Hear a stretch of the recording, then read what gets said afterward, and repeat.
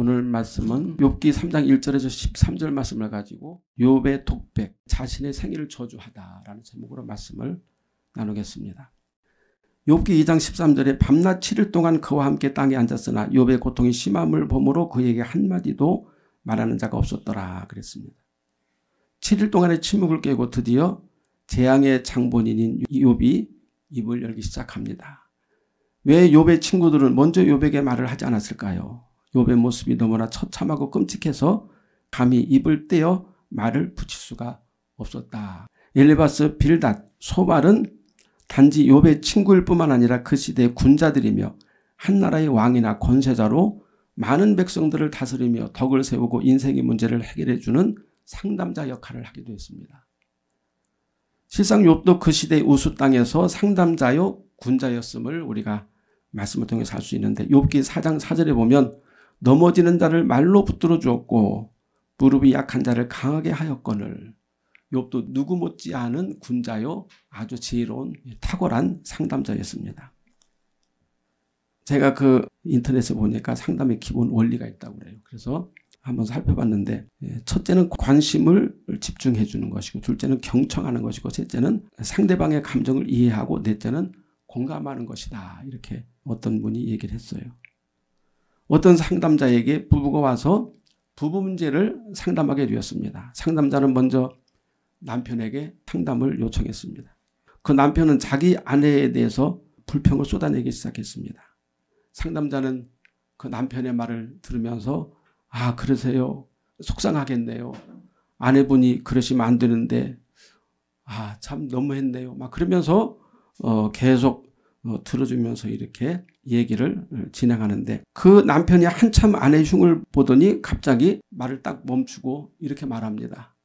그래도 제 아내는 그렇게 막대 먹은 사람은 아니에요. 좋은 점도 많아요. 하면서 좋은 점을 막 얘기하더라는 것입니다. 아 그래요? 그렇군요. 그러고 이제 그 다음에는 남편은 나가 있으라고 하고 다시 아내를 불러들였어요. 똑같이 아내도 남편 흉을 엄청 봅니다. 막 그러니까 장단을 맞춰서 속상하겠네요. 어쩜 그럴 수가 있어요. 막 하면서 그랬는데 갑자기 아내가 말을 딱 멈추더니 그렇다고 제 남편이 그렇게 나쁜 사람은 아니에요 하면서 또 남편의 좋은 점을 막 열거하기 시작했어요. 상담자는 그렇군요. 남편이 그런 장점을 갖고 있군요 하면서 또 장단을 맞춰줬어요. 상담자는 남편과 아내를 함께 불러서 이제 두 분이 서로 하고 싶은 말을 하세요 하니까 방금 전에 서로 흉봤잖아요.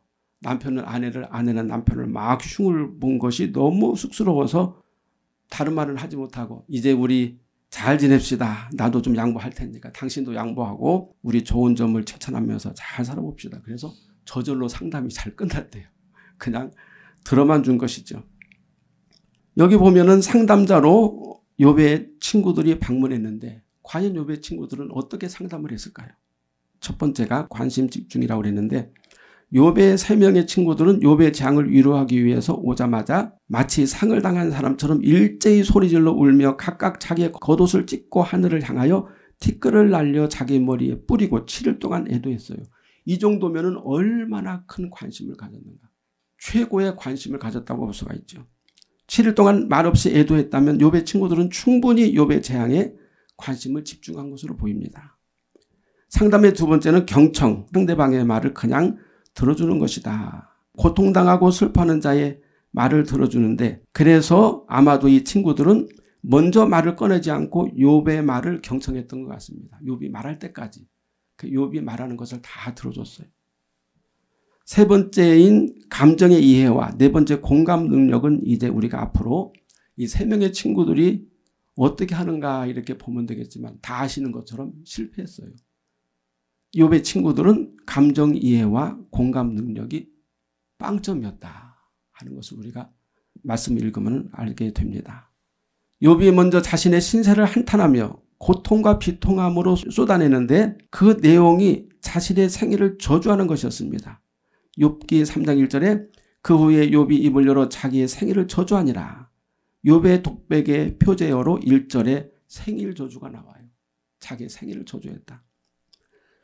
욥은 차라리 태어나지 않았으면 좋았을 것을 또는 태어났다 하더라도 낙태되었으면 좋았을 것을 혹은 낳자마자 죽어서 흙에 묻혔더라면 좋았을 것을 하면서 계속 내가 왜 태어났을까를 계속 반복하고 있어요. 왜 욥은 자신의 생애를 저주했을까요? 욥은 두 가지 재앙, 즉 자기의 전 재산과 10명의 자녀의 재앙이 있을 때도 또 자신의 온몸에 악창이 났을 때도 입으로 직접 여호와를 원망하거나 섣불리 판단하여 입으로 하나님을 원망하는 죄를 범하지 않았다 그랬어요.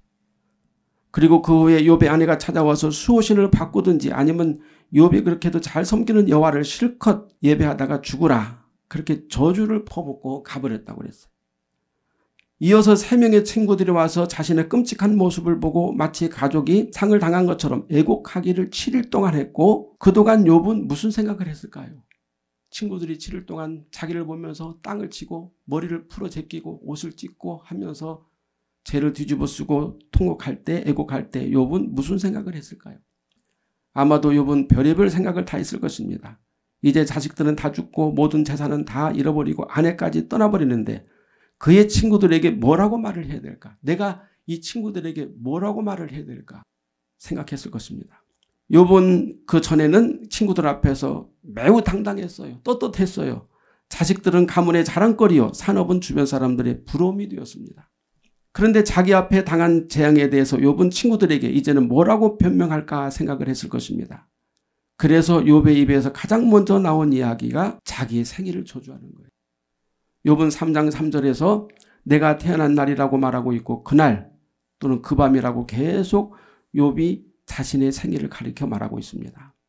다시 말하면 욥은 자신이 태어난 그날 하루만 없었다면 이런 끔찍한 재앙과 고통을 당하지 않았을 것인데 그 날을 파버리고 싶다 그 말이에요. 자기가 태어난 그 날을 삽이 있다면 삽으로 떠서 저 바다에다 던져버리고 싶다 그 말입니다. 그만큼 자신의 삶이 현재 삶이 비참하고 고통스럽다 그 말이죠. 만일 우리가 어떤 불행을 당했을 때 그날 그 시간에 내가 그 사람을 안 만났으면 그 장소에 가지 않았으면 차를 타고 나가지 않았다면 하면서 그날 그 시간이 만일 없었다면 내 인생이 이렇게 엉망진창되지는 않았을 텐데 내가 왜 그때 그 장소에 갔을까 하고 그날을 원망할 수가 있어요. 그런 적도 있잖아요. 경건한 욥이 할 수 있는 최소한의 불평이라고 할까요? 욥은 자신의 마음을 하소연하기 위해서 친구들에게 뭐라도 말을 해야 되는데 매우 조심스러웠어요. 왜냐하면 말을 잘못하면 여호와 하나님을 원망하게 되고 이 재앙을 주신 이가 하나님이라고 하면 결국 모든 원인을 하나님에게 돌려서 입으로 죄를 범하게 되기 때문에 그래서 매우 조심스럽게 꺼내던 말이 바로 자신의 생일을 저주하는 일입니다. 병들고 망한 남편을 두고 가버린 아내에 대해서도 아니고 자신의 재산들을 강탈해간 스바 사람 갈대아 사람들에 대해서도 아니고 그저 내가 못나서 이 모양 이 꼴이 됐습니다. 그래서 자기 생일을 탓하고 있는 것입니다. 우리가 과거에 김수환 추기경과 천주교에서 이런 운동을 했어요. 내 탓이요 운동. 내 탓이요 운동 한참 제가 젊었을 때 기억이 납니다. 김수환 추기경은 나라가 어렵고 힘들면 종종 이렇게 말했다고 합니다. 저희 부족한 탓으로 여러분의 마음을 섭섭하게 해드린 것, 혹시라도 상처를 드린 것 그 모든 잘못에 대해서 너그러운 용서를 청합니다. 카톨릭의 수장으로서 모든 카톨릭 교도들에게 이 나라 국민들에게 그렇게 용서를 청했어요. 카톨릭에서는 내 탓이오라는 스티커를 자동차에 붙이고 다니면서 정치인도 내 탓이오, 종교인도 내 탓이오. 만일 누군가 내 돈을 빌려가고 갚지 않았으면 그 사람을 원망하지 말고 내 탓이요 내 부덕의 소치요 하면은 용서가 된다는 말입니다. 내 탓이요가 한창 유행일 때 차량 그 뒷좌석에 유리에다 스티커를 내 탓이요 하고 붙이고 다니는 차들을 종종 봤어요. 그러면은 저는 운전하고 가면은 앞에 보이잖아요. 내 탓이요. 그런데 문득 그런 생각이 들었어요. 왜 뒤에 붙여서 운전자가 보게 했을까? 혹시 모든 것이 네 탓이요 하는 것처럼 말하는 게 아닌가 생각이 들었어요. 근데 실제 그래요. 내 탓이요 하면서 나중에는 네 탓이요 하죠. 지금 보면 여전히 이 나라 국민들 또 정치인들 누구나 할 것 없이 내 탓이 아니라 네 탓이요 하고 이 나라가 지금도 시끄러운 것입니다. 내 탓이요는 모든 문제의 원흉은 바로 나 자신이라는 성찰과 겸손 그리고 화해를 담은 메시지일 것입니다. 남을 탓하기보다 나를 먼저 반성하고 나의 잘못을 인정하면 남의 잘못이 그만큼 작게 보인다는 뜻이지요. 욥이 그래서 내 탓이요 했을까요? 욥은 타인의 잘못을 극소화하기 위해서 내 탓이요 했을까요? 욥은 일단 자신이 당한 모든 재앙을 하나님에게 돌리지 않고 원망하지 않기 위해서 자기 탓을 하는 수밖에 없었어요. 자기가 당한 재앙을 다른 사람에게 돌리지 않기 위해서가 아니라 하나님에게 원망하지 않기 위해서 일단은 자기의 출생을 탓한 것이죠. 그래서 욥의 내 탓이요는 매우 소극적인 하나님에 대한 반항입니다. 욥이 자신의 생일을 저주하지 않는다면 도무지 그 상황을 견딜 수 없었고 결국 그 마음속에 원망이 터져나와서 하나님에게 죄를 범하게 될 수 있다는 위기감에서 욥은 매우 소극적으로 자신의 생일을 원망하고 저주를 했습니다. 여기서 저주하다는 말의 뜻은 가볍게 여기다, 신속히 가다, 멸시하다, 하찮다라는 뜻이 있습니다. 그러므로 욥이 자신의 날을 저주했다는 것은 자신의 생일 또는 자신의 삶, 인간적인 삶은 결국 불행하고 하찮고 빨리 지나가고 별것이 없다. 욥이 부귀영화를 누려보고 또 좋은 것을 많이 이렇게 누려봤지만 재앙과 환난을 겪어보니 인생이 얼마나 무상하고 일장춘몽이고 인생 그거 별거 없다고 말하는 것입니다. 그래서 어쩌면 욥은 매우 도인 같은 그런 사고방식을 갖고 있다고 볼 수 있어요. 욥은 인간의 삶은 참 허망하고 부질없고 쉬이 그 영광이 사라지는데 내 인생도 내 삶도 역시 그렇다고 고백하는 것입니다. 또 저주한다는 것은 모든 것이 다 내 탓이라 하나님 탓도 아니고 아내 탓도 아니고 도적대들의 탓도 아니고 다 내 탓이고 이 재앙은 내가 받아야 할 몫임을 여기서 고백하고 있는 것입니다. 역시 인격자 이제 도인다운 욥의 태도를 볼 수가 있어요. 실상 욥은 생일을 매우 중시했던 사람이었습니다. 왜 욥이 자신의 생일을 그렇게 원망하며 탓하고 저주했을까요? 욥은 그 아들들의 생일을 매우 중요하게 여겨서 생일을 챙겨주고 더구나 생일날 큰 잔치를 베풀어 먹고 마시게 해놓고 혹시 아들들이 생일을 욕되게 하지 않았나 해서 일일이 하나씩 번제를 여호와께 바쳐서 허물과 죄를 씻어주는 그런 생일을 매우 중요하고 귀히 여기는 그런 욥의 삶이었습니다. 욥에게는 자녀들의 생일이 매우 유의미하고 복과 기쁨이 넘치는 날이었다 그 말입니다. 그런데 욥은 이제 자신의 생일을 저주하고 하찮고 부질없다고 말합니다. 자녀들의 생일이 다 사라지고 자녀들의 나날들이 다 사라져버렸으므로 욥이 그렇게도 중요하게 여겼던 태어난 날이 너무나 원망스러웠겠죠. 사내 아이, 욥은 자신이 태어났을 때 사내 아이가 태어났다고 부모 혹은 조부모들이 매우 좋아하고 자랑스러워했음을 기억합니다. 사내 아이를 베었다 하던 그 밤, 물론 뭐 사내 아이라고 그러면 남녀 차별하는 것 같지만 옛날에는 다 아들이라고 그러면 다 좋아했습니다. 어쨌든 사내 아이를 베어서 너무너무 그 부모가 조부모가 좋아했던 그 기억. 여기서 사내 아이라는 말은 용맹한 남자, 전사를 의미합니다. 우리가 보통 아들을 낳으면 장군감이니 큰 사람이 되라느니 대통령이 되라느니 그렇게 말합니다. 이 녀석은 보통 놈이 아니야. 크게 될 놈이야 하면서 부모들이 또는 할아버지 할머니들이 축하해 주죠. 욥 자신이 태어날 때 마치 용장처럼 또는 전사처럼 그렇게 부모들이 좋아했다는 것입니다. 이놈은 큰 놈이 될 거야. 이놈은 잘 될 거야. 이렇게 했다는 거예요. 그래서 욥이 부모의 소망대로 그 지역의 왕이나 귀족 이상의 훌륭하고 경건한 사람이 되었던 것입니다. 욥은 그의 아들들 7이 태어났을 때도 그러한 요망을 가졌을 거예요. 여기서 구체적으로 욥의 아들들에 대해서 이름이 나와 있지 않지만 아마 욥은 아들들이 하나씩 태어날 때마다 이름을 지어주고 그 이름 속에 큰 의미를 넣어서 너는 큰 인물이 되거라. 너는 용사가 되거라. 너는 덕망 있는 사람이 되거라. 너는 부자가 되거라 하면서 축복을 했을 것입니다.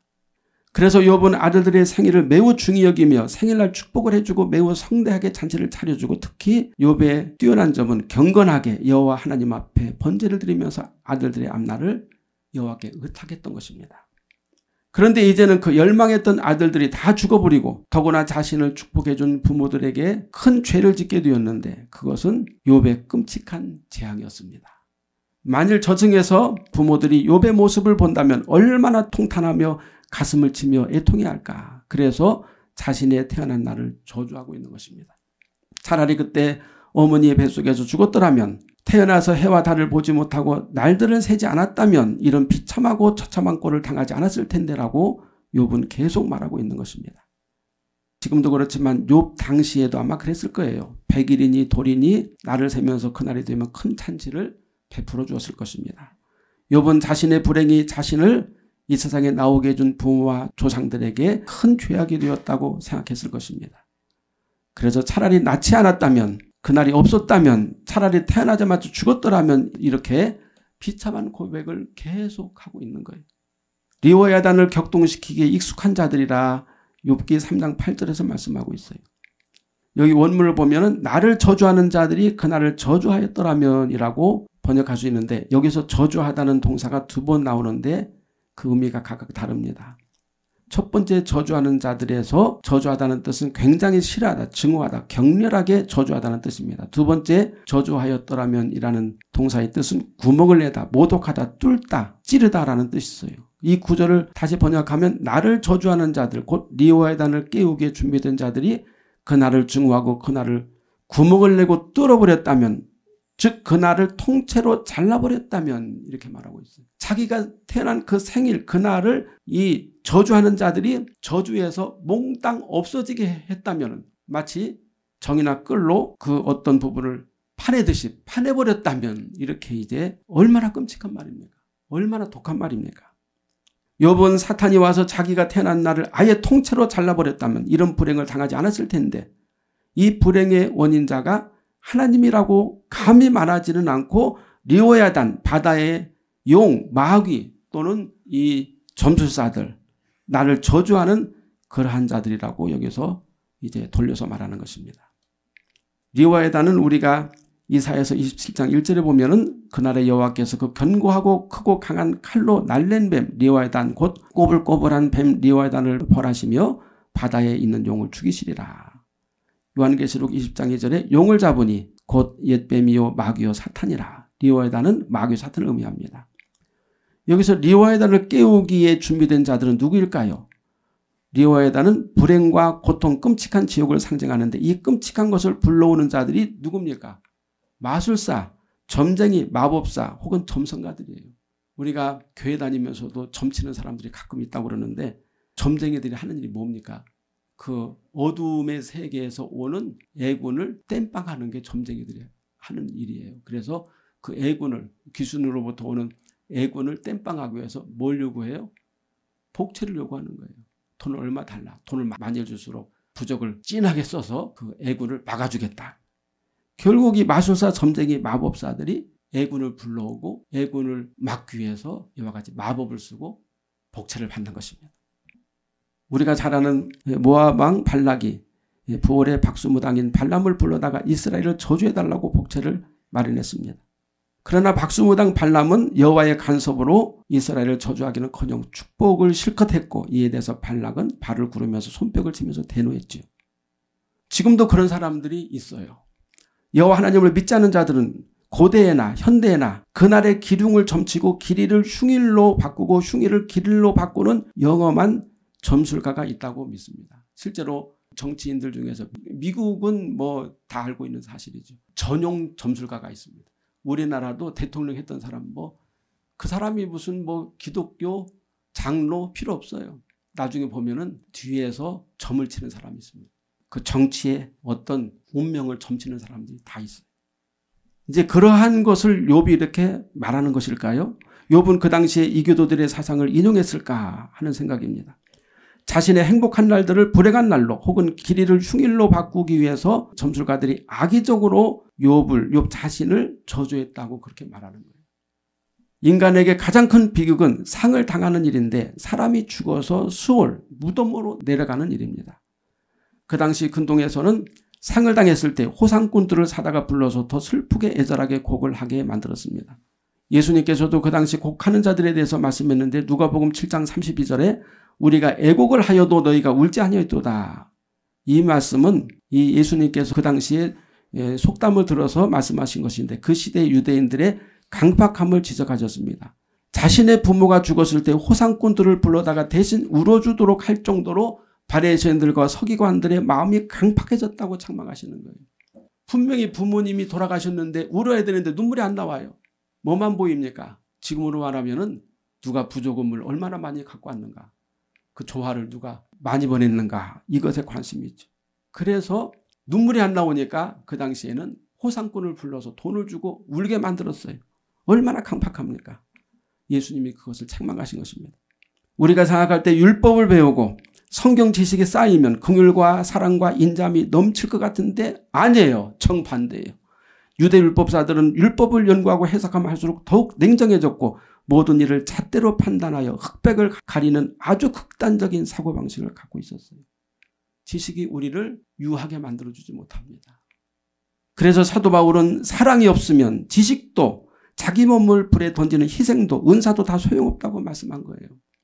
사랑, 그리스도의 십자가에서 오는 긍휼과 인자, 그리스도의 거룩한 진리가 없다면 세상에 있는 어떤 것으로도 유효하지 않다. 이렇게 말씀하고 있습니다.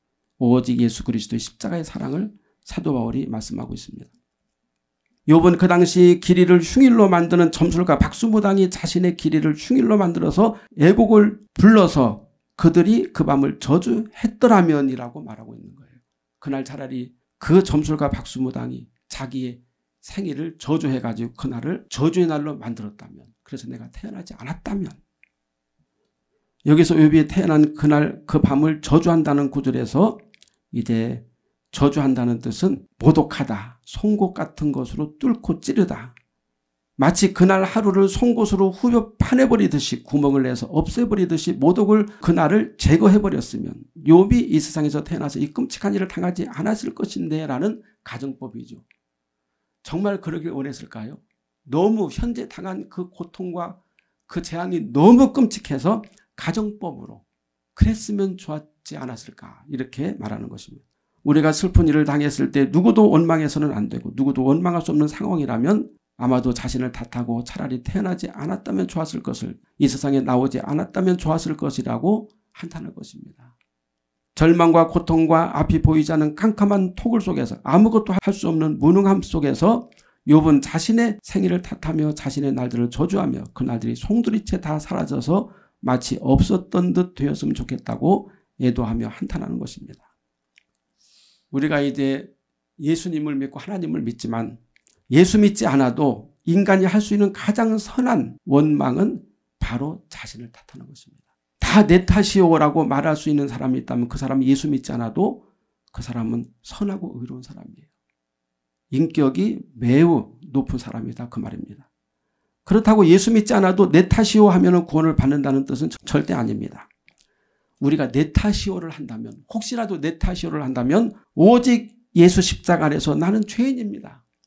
세리나 또는 창기들처럼 예수님 앞에 엎드려서 나를 불쌍히 여겨주옵소서, 영적 연민, 내가 죄인임을 고백하는 영적 연민만이 우리를 죄에서 사망에서 구원할 수 있는 것이지, 예수 십자가 보혈 없이 그냥 내 탓이오라고 하는 것은 그저 말장난일 뿐이다, 이렇게 우리가 볼 수가 있습니다. 공자는 자신의 인의애지로 혼란한 춘추 전국시대를 구하려고 했지만 왕들과 군신들이 자신의 가르침을 받아들이지 않자 결국 속세를 떠나서 멀리 동이족이 사는 곳으로 가서 일생을 마쳤다고 합니다. 동이족은 동쪽에 있는 오랑캐라는 뜻인데 어떤 이들은 우리나라라고 말하기도 합니다. 그러나 동이족은 어떤 나라를 지칭하는 것이 아니라 법이 없어도 사는 공자의 도가 물 흐르듯이 저절로 통하는 마음이 깨끗하고 선한 사람들이 사는 나라를 상징적으로 말하고 있습니다. 어쩌면 욥은 동이족의 대표적인 인물이라고 할 수 있어요. 법이 없어도 사는 사람, 너무 양순적인 사람, 너무나 경건한 사람, 너무나 남을 배려하는 사람. 욥이 비록 여호와 하나님을 유일신으로 섬기고 비참한 고통 속에서도 다른 신으로 갈아타지 않고 신앙의 정절을 지키고 있지만 여전히 이교도들의 신앙관에 영향을 받고 있고 세속의 사상 속에서 마치 동이족처럼 살고 싶은, 즉 법이 없어도 사는 세상, 흰옷을 입고 하늘의 도를 자연스럽게 받아들이고 행하는 그러한 무릉도원을 꿈꾸고 있었던 것이 아닌가. 지금도 우리가 말로는 예수 믿는다고 하고 나는 기독교인이에요, 나는 어느 교회 다녀요 그러면서 정말 예수의 피로, 예수의 보혈만 의지하면서 그 피로 죄사함받고 거룩함을 향해서 나가는 것이 아니라 동이족처럼 그저 유유자적하게, 그리고 내가 양심에 거리낌 없이 크게 살면 되지 않을까, 이렇게 그러한 태속적인 어떤 개념을 가지고 있는 분들도 많이 있을 것 같아요. 욥은 자신이 당한 모든 재앙을 하나님에게 돌리지 않을 뿐 아니라 누구에게도 돌리지 않고 오히려 그 당시 운명의 신이 자신의 생일을 날의 목록에서 후벼 파버리고 자신의 날들을 무효로 돌려버렸으면 하는 자책감과 자괴감으로 자신의 재앙을 애도하고 있는 것입니다. 그러면 성경에는 자신의 생일을 저주한 사람은 없을까요? 있습니다. 자신의 생일을 저주한 에레미야가 있어요. 에레미야 20장 14절에 내 생일이 저주받았다면 나의 어머니가 나를 생산하던 날이 복이 없었다면 이렇게 에레미야가 또 고백하고 있어요. 여기서 에레미야가 저주받다라고 하는 말은 역시 욥과 같은 그러한 의미의 저주받다는 뜻입니다. 내가 태어난 날을 파버렸으면 좋겠다 이런 뜻일 수도 있어요. 에레미야는 여호와의 부르심을 받아 남유다가 멸망해 가는 길목에 서 있는 5명의 왕들 요아스, 여호아스, 여호야김, 여호야긴, 시드기야에게 바벨론에게 항복하고 두 손을 들고 하나님 앞에 나오시오 이렇게 외친 선지자였습니다. 여기서도 에레미야는 욥과 같은 고통 속에서 자신의 생일을 저주하는 동양적인 사고방식에서 이렇게 고백했다고 볼 수가 있어요. 우리 예수 믿는 사람, 진심으로 하나님을 믿는 사람들은 아무리 고통이 하고 힘들어도 내 생일을 저주할 수 없어요. 나를 이 땅에 보내신 하나님을 향해서 왜 나를 보내셨습니까? 이렇게 항의할 수 없다 그 말입니다. 왜 그렇습니까? 우리의 삶은 너무나 짧아요. 길어봤자 80, 90이에요. 우리의 영원한 삶은 끝이 없습니다. 하나님이 주시는 영원한 삶에 비하면 우리의 고통은 너무 짧다. 그래서 불교에서 그걸 뭐라고 말합니까? 찰나라고 찰나. 이 찰나를 견디면 영원한 하나님의 영광, 하나님의 생명이 우리에게 주어지는데 그 짧은 것을 참지 못해서 왜 나를 태어나게 했습니까? 차라리 내 생일을 없애버리시지요. 이렇게 절대 말할 수 없다 그 말입니다. 우리가 아는 엘리야, 그 대단한 엘리야도 갈멜산의 영적 승리 후에 아합과 이세벨에게 쫓길 때 깊은 광야에 들어가서 로뎀나무 아래 앉아 차라리 죽게 해주세요. 차라리 죽여주세요 하면서 하나님에게 기도했던 기록이 나옵니다. 목회자들도 종종 고난이 오고 목회 사역에 어려움이 오면 자살을 생각하거나 차라리 죽어버리는 게 낫다고 낙심할 때가 있어요. 실제로 어떤 기관에서 조사했는데 기독교인들 중에서 자살을 생각해 본 적이 있는가 그랬을 때 적어도 20% 이상이 자살을 생각해 봤다고. 너무 살기가 힘들으니까. 자꾸 내 탓이요. 내 탓이요. 내 잘못이야. 그러면 나만 없어지면 다 돼. 나만 끝나면 다 모든 것이 잘 될 거야. 이렇게 생각하면 결국 자살로 나갈 수밖에 없다는 것입니다. 이러면은 여호와께 받은 사명을 감당하기가 너무 힘들어서 차라리 죽는다면 세상이 사라진다면 이 힘들고 괴로운 사명을 감당하지 않아도 되는데라는 사명감이 침체해서 나온 한탄입니다. 욥이 일상에서 완전하고 경건하게 보였지만 그 마음속에서는 어떤 일이 일어나는지 무슨 사상과 무슨 사고를 가지고 있는지 누가 더 잘합니까? 물론 하나님이 아시죠. 그러나 더 확실하게 잘 아는 그 주체는 사탄이에요. 우리가 겉으로는 예수 믿는 것처럼 천국을 소망하는 것처럼 예수의 피를 의지하고 예수님의 말씀을 따라서 예수님의 제자로서 사는 것처럼 그렇게 보이지만 내 속에 무슨 사상과 무슨 사고 무엇이 들어있는지는 나보다도 사탄이 더 잘 알아요. 그래서 사탄은 시험을 하는 것입니다. 하나님은 사탄의 시험을 통해서 욥의 마음속에는 미신적이고 잘못된 신념을 걸러내시고자 잠시 욥을 사탄에게 맡기신 것입니다. 바로 그것이 하나님이 욥을 사탄하신 목적이고 이유입니다.